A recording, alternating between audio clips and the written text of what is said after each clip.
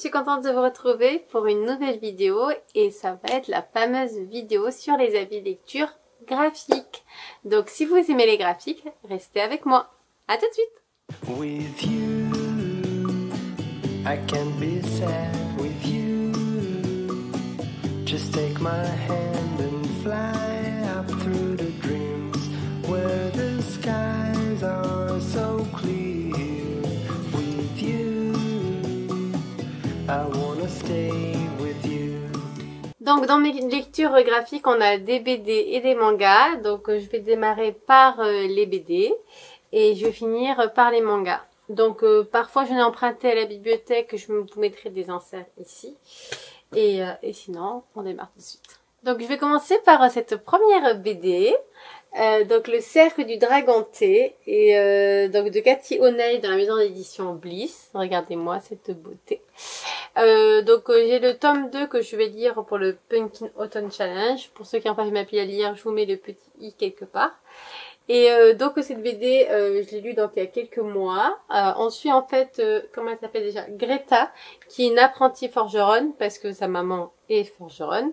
Et elle est pas à fond dans ce métier, donc elle est destinée à reprendre la suite de sa maman, mais bon, elle est pas ouf dedans. Et elle va rencontrer donc un petit draganté. Donc les dragantés, c'est ces petites créatures trop mimi. En fait, donc c'est des petits dragons et ils ont des feuilles de thé. Donc il y a plusieurs espèces de dragons et chaque petite espèce en fait ont des feuilles différentes. Donc tu prends soin d'eux, tu t'occupes d'eux, etc. Et ils ont les feuilles donc qui poussent. Et elle tombe donc sur un petit dragon, donc c'est celui-là, celui qui est sans les feuilles. Et elle le ramène donc chez elle et c'est là où elle rencontre en fait les personnes qui s'occupent de ce draganté. Et elle tombe amoureuse en fait de leur façon de faire, leur métier, etc. De comment ils prennent soin des petits dragons.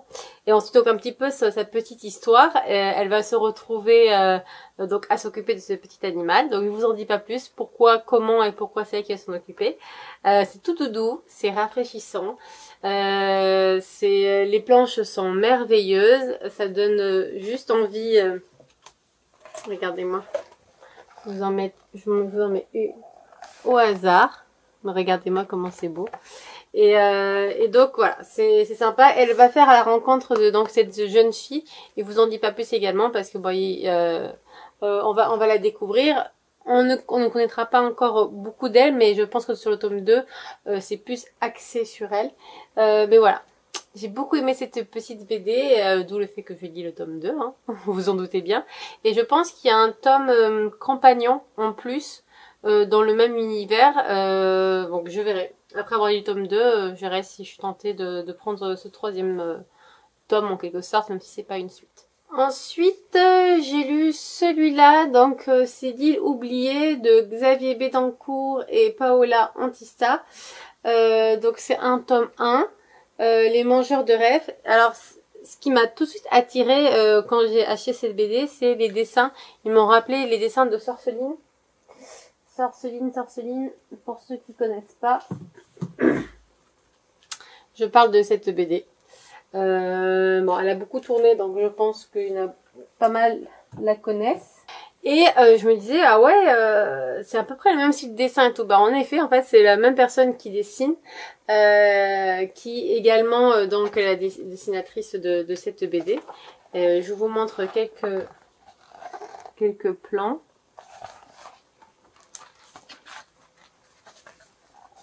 Voilà, pour avoir une idée. Donc, cette BD, de quoi elle parle? En fait, donc, on se retrouve avec une famille, donc ces deux jeunes filles et leurs parents, qui font un voyage dans leur bateau et se retrouvent à s'accoster en fait dans une île. Et cette île est un peu spéciale, il y a des choses étranges qui s'y passent. Et à la base, ils sont censés rester genre une soirée et bon, des choses vont faire qu'il y a des choses qui vont se passer, je vous dis pas quoi. Donc qu'est-ce que j'en ai pensé? Ce premier tome, je trouve qu'il est sympathique, les planches sont magnifiques, le dessin est merveilleux, j'aime beaucoup. Maintenant l'histoire est très je l'ai trouvé très simple. Et j'en attends beaucoup pour la suite.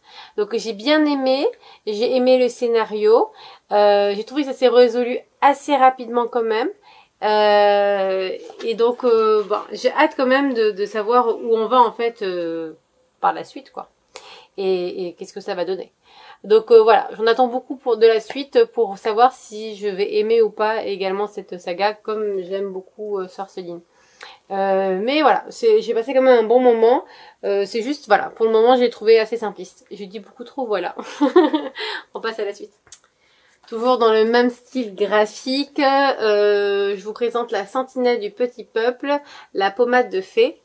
Regardez, bon, là, c'est magnifique. Et celui-là, en plus, il est dédicacé. Magnifique, j'adore. Donc ici ensuite donc cette jeune fille qui va prendre la suite de sa maman, de sa mamie pardon, sa mamie qui est sentinelle donc du petit peuple, toutes les petites créatures qu'on voit là et que tout le monde ne voit pas. Et en fait la mamie donc elle tombe malade et elle se retrouve à l'hôpital et elle est plus là en fait pour s'occuper de ces petites créatures. On l'a toujours un petit peu trouvé bizarre et excentrique, normal parce que bon elle parlait de choses que les gens ne comprennent pas. Et donc la petite fille elle va prendre la relève, elle va aller retrouver sa mamie et sa mamie va lui expliquer comment faire pour voir en fait ces petites créatures. Il y a une façon de faire pour voir ces petites créatures pour leur venir en aide parce qu'en fait ils ont envoyé un message à la mamie pour leur dire voilà qu'ils sont en danger et qu'ils ont besoin d'aide. Donc c'est elle qui va remplacer sa mamie. Et on découvre donc son histoire et donc cette ce premier tome où il y a une première aventure pour aider ces petites créatures. J'ai beaucoup aimé les planches pareil vous montre mais je suis tombée sur une là qui regardez-moi ça. Est-ce que c'est pas magnifique? Franchement j'adore le style et les dessins sont regardez ils sont trop beaux. J'aime beaucoup trop. Et donc j'ai beaucoup aimé les traits de caractère en fait des personnages, que des petites créatures. Il me tarde, il faut que je prenne la suite. Mais bon, j'ai beaucoup trop de sagas de BD à terminer. Mais celle-là, c'est sûr, je vais la continuer. Ensuite, je vais vous parler de celle-là. Donc c'est Anani. Toi, moi, 19 mètres carrés et le Japon de Julia Cejas et dans la maison d'édition La Boîte à Bulles. Donc c'est là, c'est un peu petite que les autres BD. Bon, c'est plus je dirais un roman graphique vu la taille de la BD. Ça, c'est un tome unique.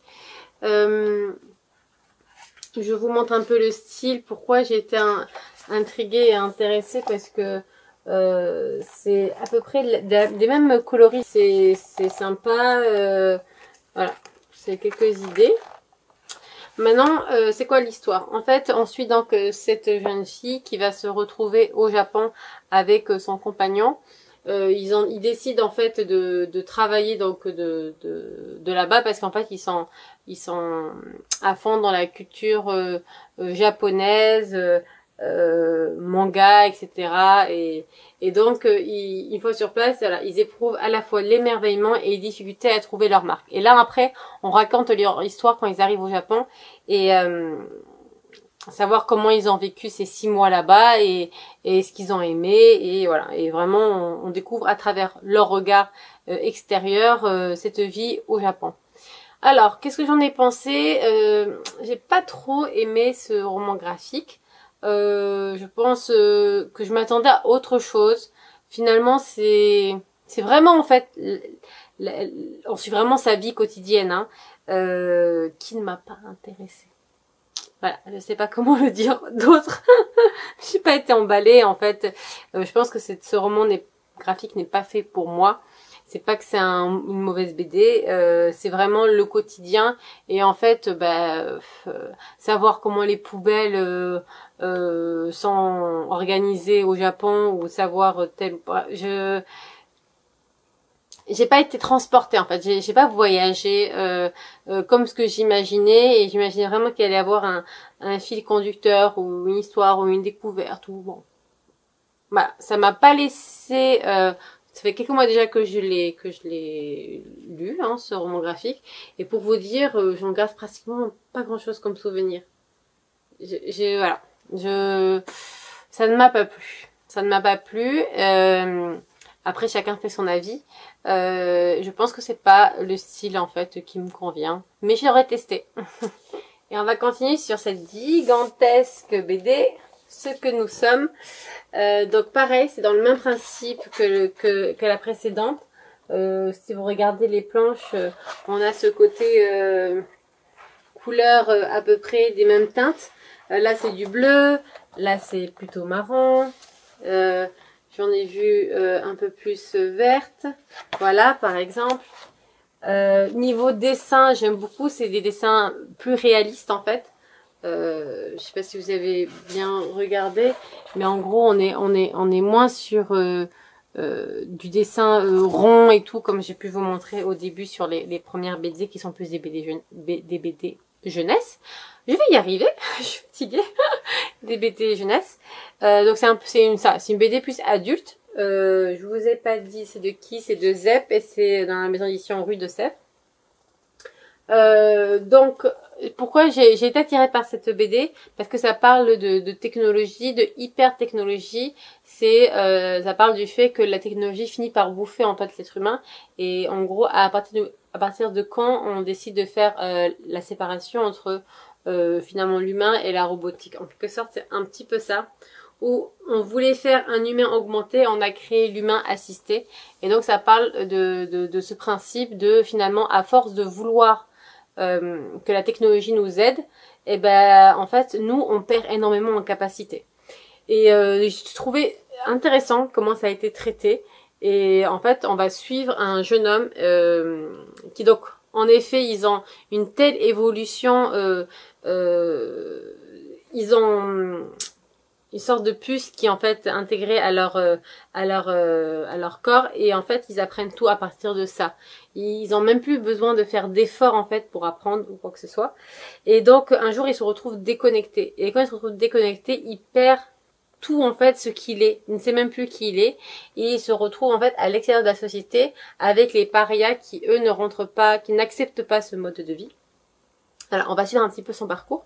J'ai trouvé l'idée très intéressante, j'ai trouvé le scénario sympa, mais il me manquait quelque chose. Je trouve qu'ils ne sont pas allés assez loin dans la réflexion et du sujet qui, pour moi, vraiment très intéressant, et j'aime beaucoup.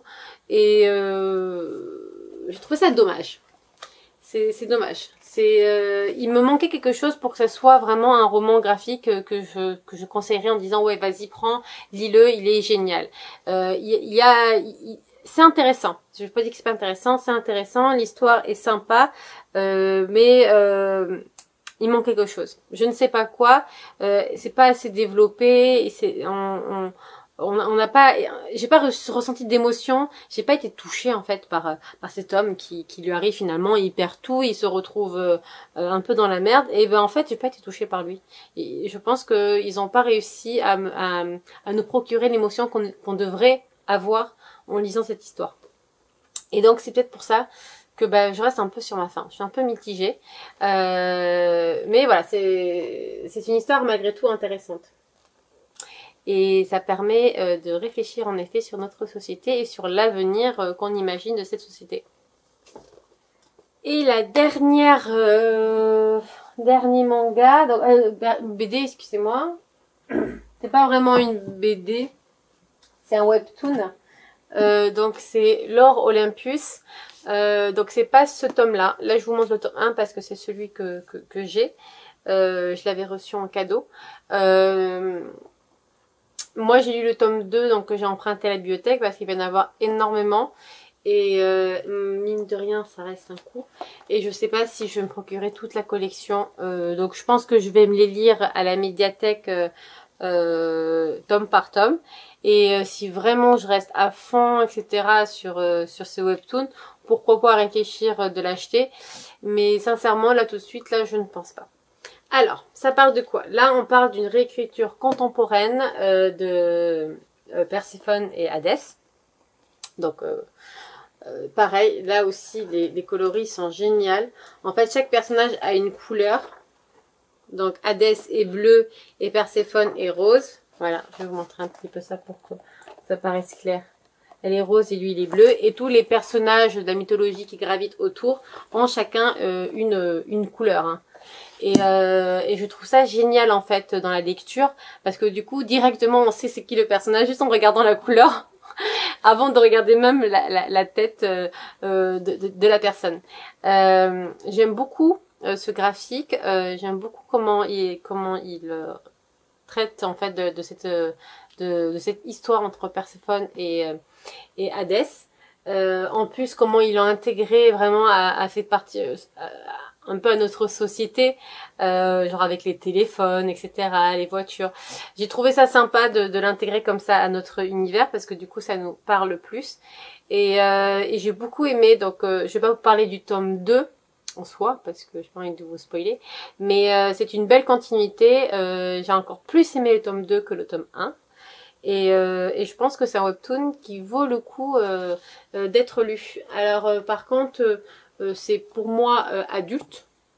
Je préfère prévenir. Il peut y avoir quelques scènes un peu choquantes.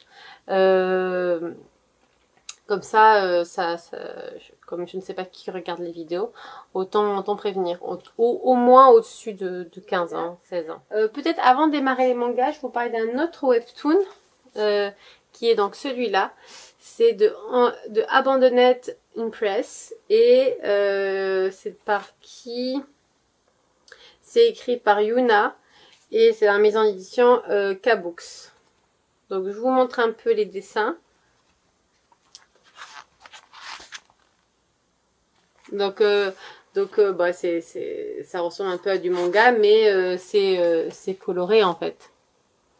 C'est très coloré. Donc si vous êtes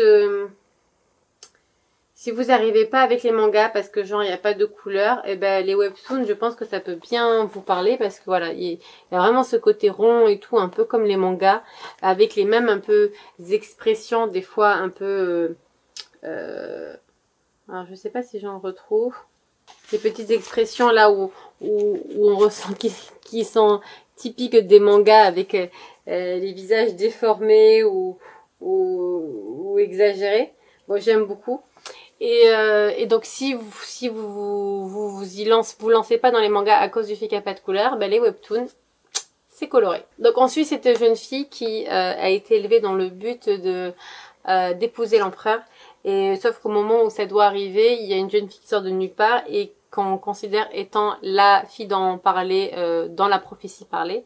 Et c'est elle qui va épouser l'empereur. Et elle se retrouve au détour d'une remarque ou d'une situation à se retrouver condamnée à mort.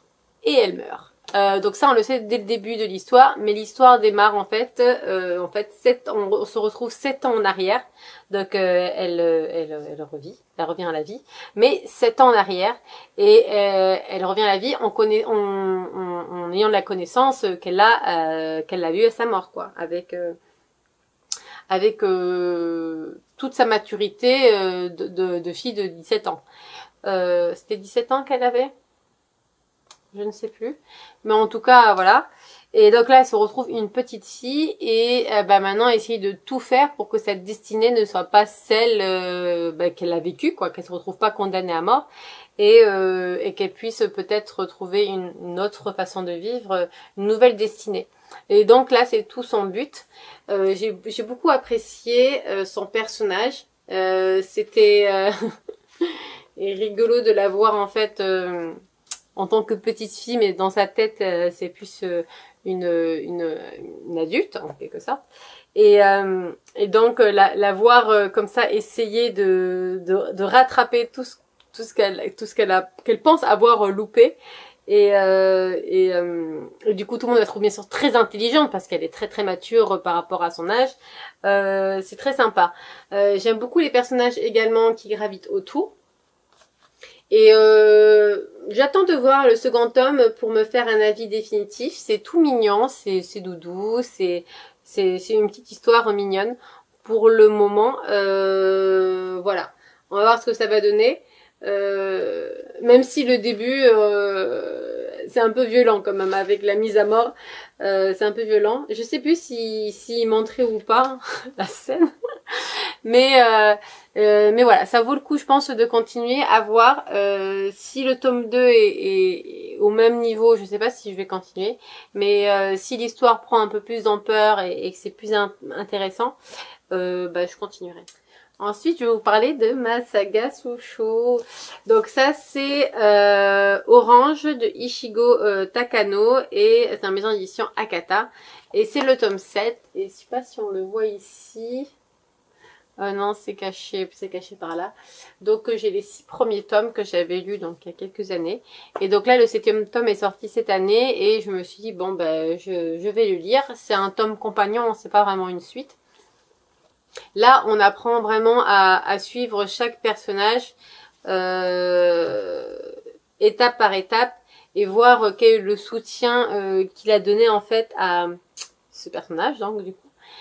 Et j'ai trouvé ça très intéressant de redécouvrir tous les personnages parce que je les aimais beaucoup. Donc si vous aimez beaucoup la saga Orange, voilà, c'est toujours agréable de revoir, de retrouver ces personnages, même si ça n'apporte pas non plus... ça n'apporte pas vraiment... Si on s'arrête au 5e tome, parce que le 6e tome était déjà un tome compagnon dans mes souvenirs, si on s'arrête aux 5 premiers tomes, on a déjà l'histoire au complet. Mais j'étais trop contente de retrouver mes personnages, et surtout mon petit Suma, oh j'adore celui-là, c'est mon personnage préféré. Donc voilà, c'était une lecture très sympathique, et Orange, c'est une saga que je vous conseille obligatoirement de lire si vous aimez les mangas. Et je vais peut-être vous parler en fait de... Oula, je suis en train de tout faire tomber.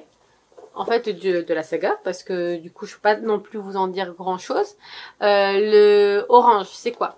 En fait, donc, si vous voyez le petit garçon qui est là, Kakoru, c'est le garçon que tout le monde doit essayer de sauver.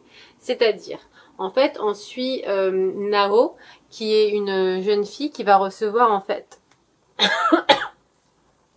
excusez-moi, qui va recevoir une lettre d'elle dans 10 ans. Cette lettre, elle lui dit qu'il faut qu'elle fasse tout pour sauver Kakoru, parce qu'il va mourir, et donc il faut faire en sorte qu'il ne meure pas. Et donc même s'il montre pas qu'il va pas bien, en fait, il va pas bien, et il faut essayer de l'aider. Et elle est amoureuse, en fait, de ce garçon. C'est un nouveau qui vient d'arriver à l'école, et donc... dès le début, avant même qu'il arrive, en fait, elle reçoit cette lettre et donc elle va en effet découvrir ce nouvel élève à l'école.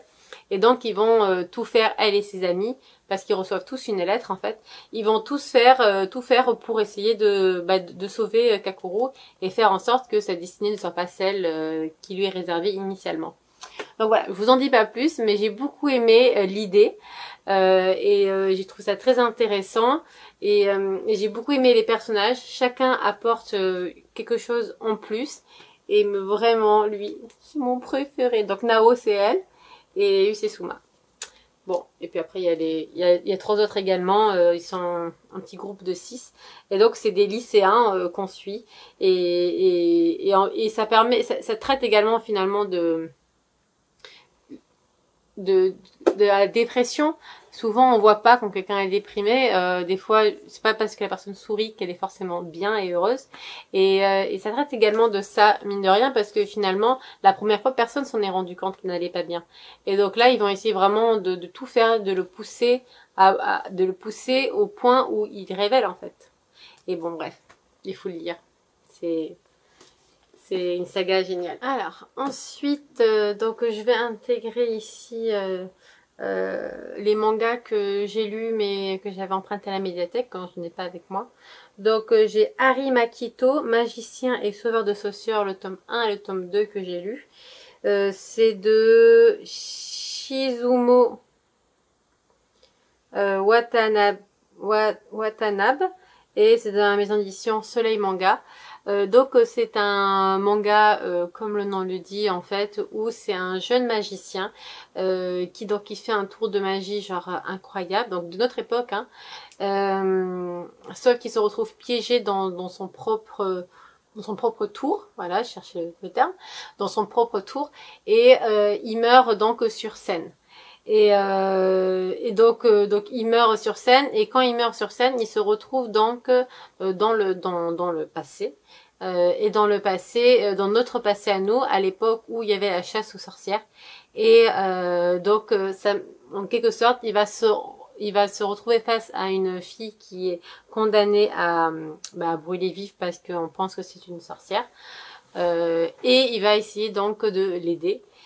Et à partir de là, ça va être un peu sa mission, en quelque sorte, sauver les sorcières, et on va commencer à le pourchasser en pensant que c'est un diable. Donc c'est très rigolo comme manga. Donc là, j'ai lu que les 2 premiers tomes. C'est un loufoque.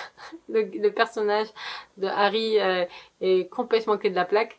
Mais il me fait bien rire, et je trouve ça sympa quand on se retrouve comme ça dans le passé. Moi j'aime bien tout ce qui est un peu historique, comme vous avez pu le voir avec la reine d'Égypte, et donc ce côté où on se retrouve dans cette époque, je trouvais ça sympa. Maintenant, à voir comment ils vont le développer. Est-ce que c'est juste un côté, je pense que c'est juste une base, ça va pas vraiment être exploité. À voir. Si c'est exploité, c'est encore mieux, c'est sympa. Moi, c'est ce que je préfère. Mais dans tous les cas, ça reste un manga sympathique et rigolo. Si vous voulez juste, voilà, un peu rire, je vous conseille ce manga. Ensuite, j'ai lu un autre manga qui avait été conseillé par Alex Bouquin Prada, que j'ai donc vu à la médiathèque, et je me suis dit, allez, pourquoi pas. C'est vraiment des gros mangas. Donc je me suis dit, déjà, je vais tester le premier tome et voir si ça me plaît à la médiathèque, et après en fonction, je verrai si je les achète ou pas. Donc c'est pareil, je vous mets la petite insert. C'est Aria. Donc j'ai lu que le tome 1 pour le moment, de Kazue Amano, et dans la maison d'édition Kiun. Donc là, on se retrouve. Alors, je sais plus si c'est ça date, j'ai lu il y a longtemps. Je sais plus si on est dans une autre dimension ou on est dans le futur. En tout cas, on se retrouve dans un monde qui n'est pas le nôtre. Je pense que c'est pas un monde qui est le nôtre parce qu'il y a un chat qui parle. Et cette jeune fille, donc on va suivre, arrive dans ce pays pour apprendre la gondole, à manier une gondole. Et donc le maître, en fait, là, le lieu où elle réside, c'est un chat. C'est lui qui décide, c'est lui qui dirige. Et sa monitrice est super connue, et c'est la meilleure gondolière, en fait, du coin. Et donc c'est un petit peu inspiré de Venise, mais en même temps on est dans une autre époque où vachement plus développée, avec une technologie vraiment bien plus avancée. C'est pour ça que je savais pas trop, si je me rappelle plus si c'est vraiment, je pense c'est un autre roman, c'est pas le nôtre. Et donc du coup c'est vraiment une tranche de vie toute mimi, toute douce. On la voit évoluer, on la voit faire des rencontres, voilà. Si vous aimez les mangas avec des tranches de vie, c'est parfait. Il n'y a pas vraiment d'action, etc. C'est vraiment tout doux, et ça se lit tout seul. Alors moi, après avoir lu ce premier tome, je suis pas sûre de continuer. Alors, c'est sûr que je l'achèterai pas. Je sais pas si je continue ou pas le manga. Je testerai peut-être le tome de la médiathèque, on verra. Mais en fait, je me rends compte que c'est pas forcément les mangas qui me tirent le plus, les mangas tranches de vie, etc. Moi, j'aime bien plus ceux où il y a des actions, ou peut-être un peu plus, des actions, ou historiques, ou vraiment peut-être plus dans l'émotion, ou là, j'ai pas forcément été plus que ça touchée. J'ai lu l'histoire, j'ai trouvé ça mignon, tout doux, vraiment une petite tranche de vie agréable à lire. Mais ça s'arrête là. Et donc du coup, c'est pas ce qui me plaît le plus dans les mangas. Mais si c'est ce qui vous plaît le plus dans les mangas, je vous le conseille parce qu'il est vraiment très sympathique. Les dessins sont très beaux, et c'est très original comme idée. Donc voilà. Et je vais finir sur cette saga. Et là, je promis, c'est la fin. Je pense qu'elle va être trop longue, cette vidéo. Donc, c'est la reine d'Égypte de Inudo. Je sais pas si ça se prononce comme ça. Elle est de la maison d'édition Kion. Alors, donc, je vous montre... j'ai lu donc le 2, le 3, le 4, le 5. Et le tome 1... donc est là. Donc là, je vous parlais un peu de la saga. Il reste encore quelques tomes parce qu'il y a jusqu'au tome 9. Mais bon, je vais pas me tarder à prendre la suite. Et en fait, on suit donc Hatshepsut, pour pas que je prononce mal. Donc ça va être la première reine d'Égypte, en fait la première pharaon en quelque sorte, que l'Égypte a connue, à une époque où c'était pratiquement impossible qu'une femme gouverne le pays. Et donc on suit un peu son histoire. Là on débute le tome 1 vraiment, donc c'est une réécriture, hein, je pense que j'ai regardé après, je suis tellement intéressée, j'ai regardé un petit peu après sur internet et tout, un petit peu son histoire. Donc il y a des parties qui sont bien repris, qui correspondent à la réalité, mais bien sûr c'est romancé quoi, c'est une réécriture, c'est pas des faits historiques à prendre au mot quoi. Donc elle se retrouve, c'est une jeune fille qui se retrouve donc c'est la fille du pharaon. Et le pharaon a également un fils qui est son demi-frère et elle se retrouve à devoir l'épouser et donc c'est lui qui va devenir pharaon parce que c'était que les hommes qui pouvaient devenir pharaon et sauf elle estime qu'elle est beaucoup plus intelligente que son demi-frère, ce qui n'est pas faux. Et donc elle trouve cela terriblement injuste que ce soit pas elle qui devient pharaon et pourquoi ce soit lui. Et en plus, elle avait aucune envie de l'épouser. Donc, elle se retrouve dans cette position-là, et on la voit donc évoluer sur ce premier tome. Et on va essayer on va découvrir son histoire pas à pas sur comment elle fait finalement pour devenir cette reine d'Égypte. Et c'est vraiment très intéressant et c'est effrayant en même temps. Et on voit tous les complots politiques qui peuvent se dérouler et la place de la femme qui était très compliquée à avoir en fait parce que elle avait une place définie, il ne fallait pas qu'elle sorte du cadre. Et si elle sortait du cadre, tout ce qui était mis en place pour un peu les remettre à leur place et leur montrer que voilà, elles peuvent pas faire ce qu'elles veulent. Et donc tout ça, comment elle arrive à s'en sortir et comment elle aussi, elle place ses pions étape par étape.